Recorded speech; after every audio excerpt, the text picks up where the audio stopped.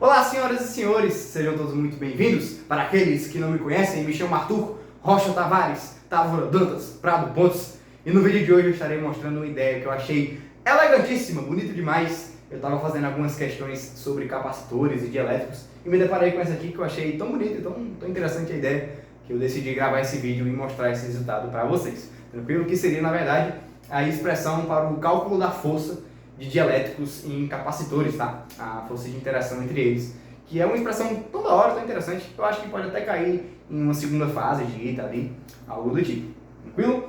Essa questão em específico, ela conseguiu mesclar muito bem os assuntos de ondulatória com capacitores e dielétricos, tá bom? Por isso que eu achei tão interessante também. E eu vou explicar durante a resolução da questão os motivos pelos quais eu vou estar querendo calcular essa força de interação de capacitor com dielétrico. Tranquilo? Então, vamos para a questão. A gente vai ter o seguinte cenário, tá bom? A gente vai ter uma parede aqui e uma cordinha ligada a esse dielétrico, tá? Esse dielétrico ele vai estar dentro de um capacitor e esse capacitor, por sua vez, né, vai estar em um circuito que tem uma fonte de tensão com tensão epsilon. Tranquilo? Então, esse capacitor, a questão vai nos dizer que ele é quadrado, de dimensões A por A. Tá? Aqui eu vou estar escrevendo que essa dimensão aqui é A. Tá? Imagine que esse capacitor está tipo, no plano perpendicular à lousa. Tá? A gente vai ter um capacitor quadrado de placas paralelas. Tranquilo? A gente vai ter esse dielétrico de constante K e essa cordinha ele vai nos dizer também que vai ter um tamanho L. Tranquilo? Então esse capacitor aqui tem dimensões A por A e essa cordinha aqui ela tem tamanho L. Além do tamanho L, ele vai nos dar também que a densidade linear de massa dessa cordinha vai ser um μ. Tranquilo? Beleza. Dito isso, a questão vai nos pedir a expressão que vai nos dizer as frequências possíveis de oscilações para essa cordinha bem aqui. Tá? A gente vai oscilar essa cordinha e a questão está pedindo as possíveis frequências que essa cordinha pode ter quando ela vai atingir o estado estacionário. Tranquilo? Muito interessante, né? Massa demais. Beleza, cara. Então, para a gente calcular as frequências possíveis de oscilações em cordinhas desse tipo, a gente vai recorrer ao uso de ondulatória convencional, né? Normal.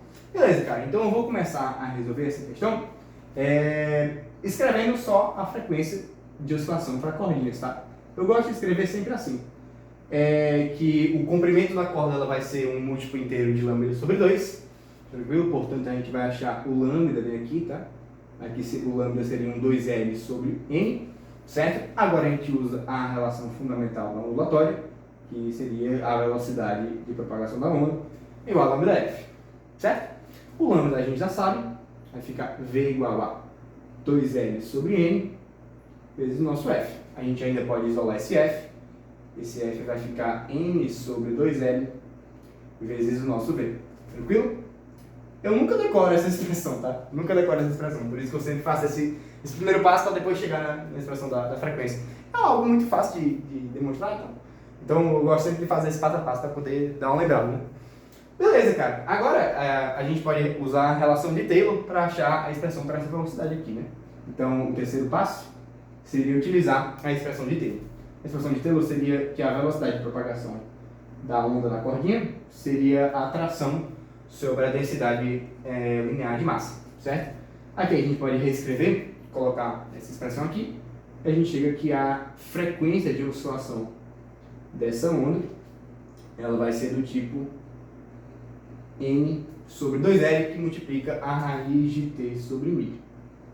Fechou? Tranquilo, cara. A gente tem quase a expressão para as frequências possíveis de oscilações para essa cordinha bem aqui, né? O que está nos faltando descobrir seria a tração dessa corda, né?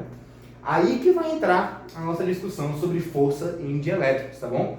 Para a gente descobrir essa tração, a gente tem que fazer um equilíbrio de forças. Então, a cordinha está puxando esse dielétrico com uma tração T, e esse dielétrico está sendo equilibrado por causa desse capacitor, né? Por alguma força, né? Eu quero descobrir que força é essa. Beleza, cara, que interessante. Então, qual que vai ser o recurso que nós vamos utilizar bem aqui, né? A gente vai saber o seguinte: a força de interação entre esse capacitor e esse dielétrico é puramente elétrica, tá? Então a gente só vai ter interações elétricas acontecendo entre esses capacitores de elétrico. E a gente sabe que a força elétrica é uma força conservativa, né? E a força conservativa ela pode ser escrita da seguinte maneira, tá? Então, quando nós teremos força conservativa, ela pode ser escrita como o negativo da derivada do potencial, tá? Da energia potencial, perdão.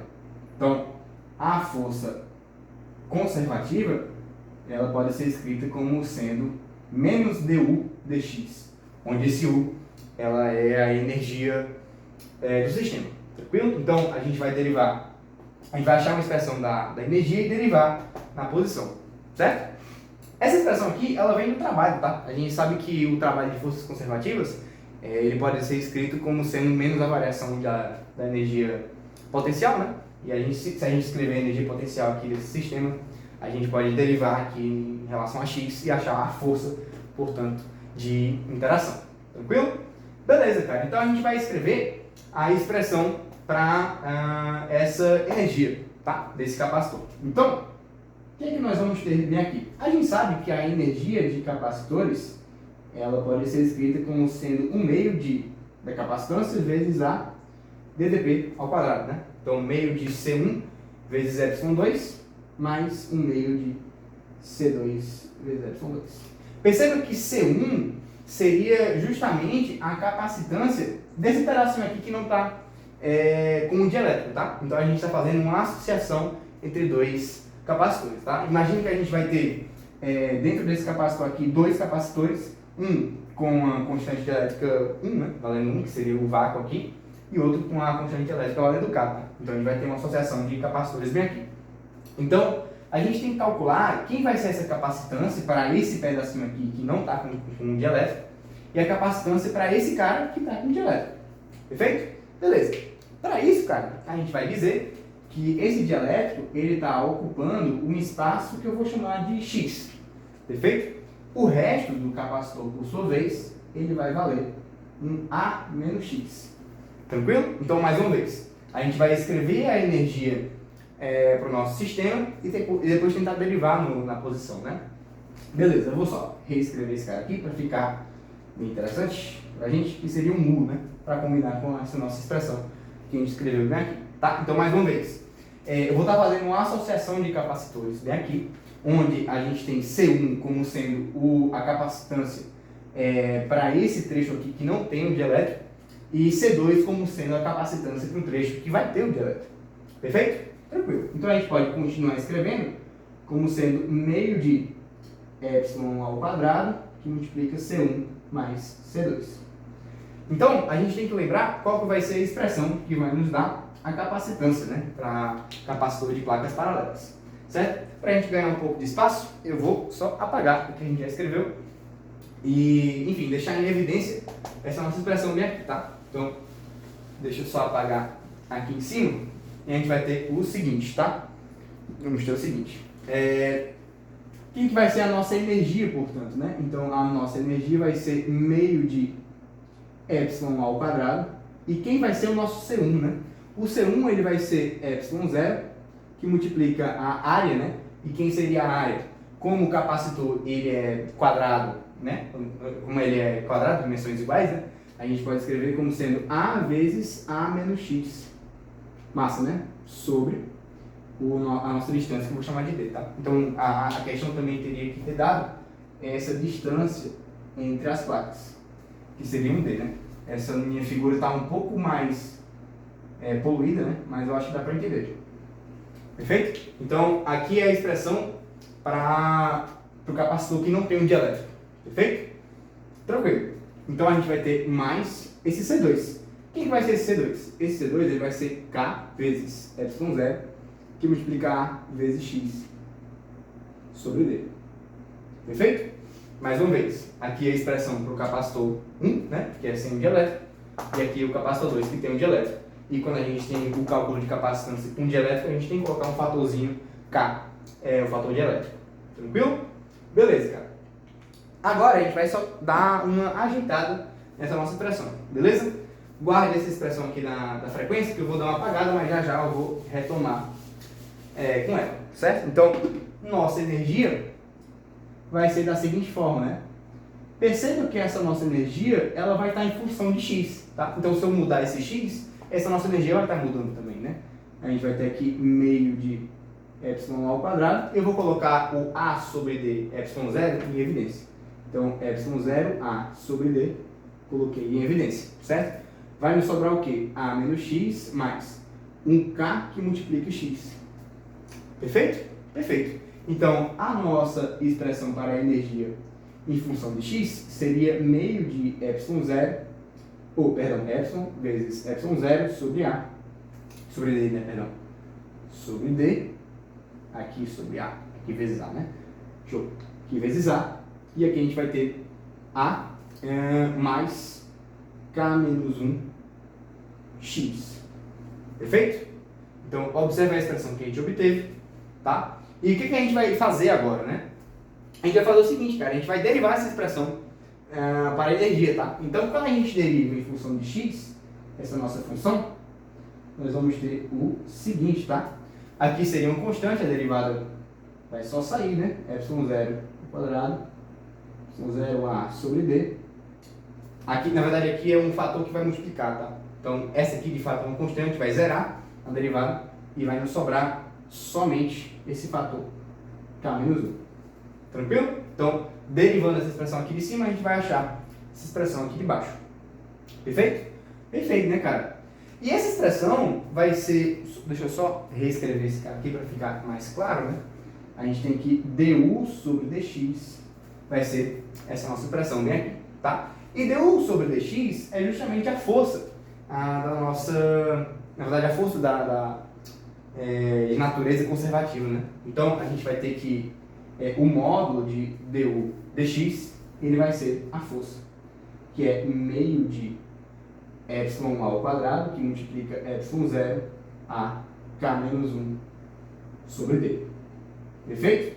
Então, cara, essa é a expressão para a nossa força de dielétricos e capacitores, tá? Muito interessante, né? Muito bacana. Então, é meio que essa cordinha está tentando puxar esse capacitor, puxar o dielétrico, e o capacitor está impedindo que isso aconteça, né? Exercendo essa força que a gente achou bem aqui. Perfeito? Beleza, cara. Então, sabendo disso, a gente pode substituir na expressão que a gente achou anteriormente, né? Para a frequência. Aí assim a gente mata a questão. Tá? Então, o último passo seria justamente substituir nessa nossa formulazinha bem aqui, né? Seria isso aqui. Tá? Então, a gente achou a tração da corda, né? Então, quando a gente achou essa tração da corda, a gente tem que a expressão para a frequência, para as possíveis frequências de oscilação, seria a seguinte, né? Seria o meu epsilon ao quadrado vezes epsilon zero, que multiplica a k menos 1 sobre 2d mi. Perfeito? Então, esse é o gabarito para a nossa questão, tá? Que está nos pedindo justamente as frequências possíveis que essa cordinha pode oscilar. Beleza? Ei, bicho, muito interessante, né? Aqui a gente revisou alguns conteúdos, alguns conceitos de ondulatória, capacitores lá e tal, cálculo de capacitância equivalente e tal. E, enfim, são ideias muito bacanas, tá? Eu achei bonito demais essa ideia de derivar a energia potencial para achar a força. E espero que vocês também tenham gostado. E essa foi a ideia de hoje, tá bom? Então espero você no próximo vídeo e até mais. Muito obrigado por ter assistido até aqui. Valeu!